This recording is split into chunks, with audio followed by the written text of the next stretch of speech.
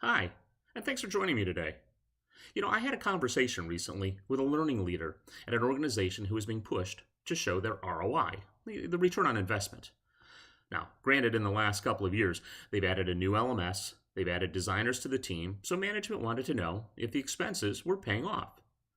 But our discussion started with how many clicks had been captured, the test scores of the online modules, and how many people had taken these modules, and then trying to divide all of these into the expenses, and, well, you get the picture. And that's the point. This is not where you truly measure the ROI. You need to have a more strategic view of the organization to determine the ROL, the return on learning. The ROL doesn't measure any of those things at all. Measure what matters and focus on what matters to the organization. First call resolution, lower defects, higher quality scores, upselling numbers. The point is, what are you doing to impact the business? To truly measure the ROI, you need to focus on the ROL. So use my favorite four-letter word to start with, plan. Prior to learning, assess now. Take ownership of the learning solution you're developing by gathering, that's assessing, the current operational metrics that you'll be measuring against, so you can identify clearly to yourself and your client that the solution you put in place made a difference at the business level. Now, leadership deserves to know that their investment has value, and we should be able to link strategic learning to business strategy, and that's measured by the business results, and then that's aligned to the return on learning.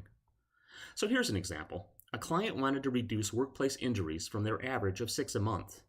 The direct and indirect costs were around $25,000 an injury for an annual expense of $1.8 million. The learning recommendation was a micro-learning solution, and the cost, people, product, and platforms, of design development and mobile rollout was $300,000.